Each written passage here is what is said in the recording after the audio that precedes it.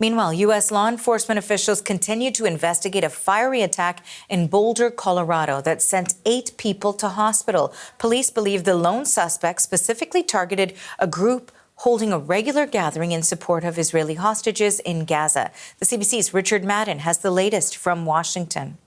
We're learning that police in Boulder, where this violent attack happened, say they'll hold a press conference later today to update their investigation. So we're going to stand by for that. Police also released the mugshot of the suspect. I think we can show it to you now. Here he is. It's 45-year-old Mohamed Soliman, who allegedly lives nearby in Colorado Springs. There's video of police on the scene now searching his home. So I'll have more on the suspect in just a moment. But what we know so far is that the FBI is leading the investigation into what it calls a targeted terror attack. This happened during an afternoon march yesterday in support for the Israeli hostages still held in Gaza. A few dozen people were peacefully walking down a busy pedestrian mall where the attack occurred. Now, I also want to show you some of this amateur video. There it is right there. You can see a man, he's not wearing a shirt, and he's yelling at people as they walked by the courthouse. You can see that he's holding bottles filled with some kind of liquid. I want you to take a listen to what witnesses say happened next. Look over and see this guy just shirtless, screaming stuff. I couldn't make out anything he was saying. But he was just screaming, and he had like a container or like a glass with gasoline in it, I'm assuming. All of a sudden I felt the heat, like it was a Molotov cocktail equivalent, a gas bomb in a glass jar thrown. I saw it, a big flame as high as a tree, and all I saw was someone on fire.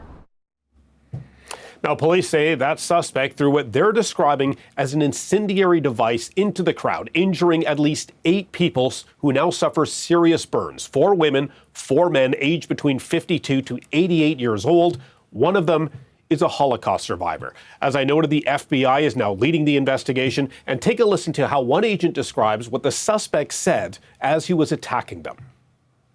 This attack happened at a regularly scheduled weekly peaceful event. Witnesses are reporting that the subject used a makeshift flamethrower and threw an incendiary device into the crowd. The suspect was heard to yell, "Free Palestine," during the attack.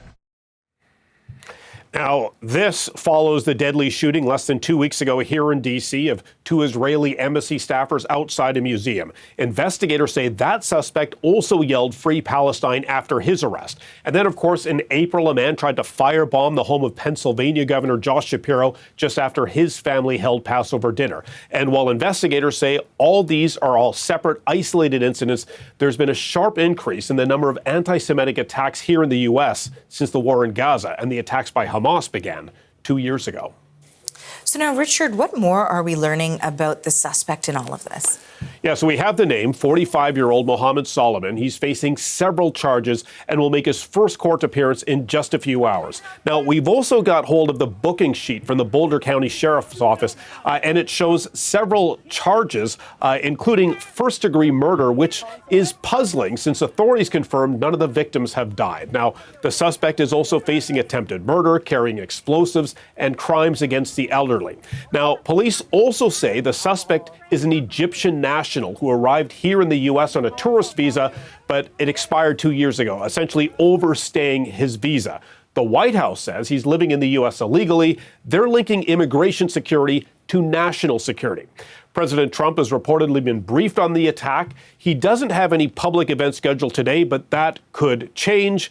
Meantime, federal and Colorado state officials have since condemned the violence, saying the suspect should be prosecuted to the fullest extent of the law. That is the CBC's Richard Madden reporting in Washington.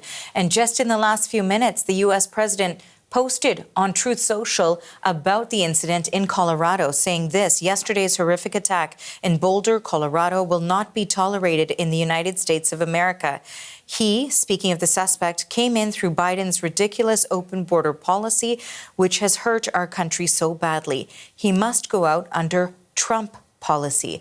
Acts of terrorism will be prosecuted to the fullest extent of the law. Trump goes on to say this: this is yet another example of why we must keep our borders secure and deport illegal anti-American radicals from our homeland. My heart goes out to the victims of this terrible tragedy and the great people of Boulder, Colorado. We will keep track of this story for you right here on CBC News Network.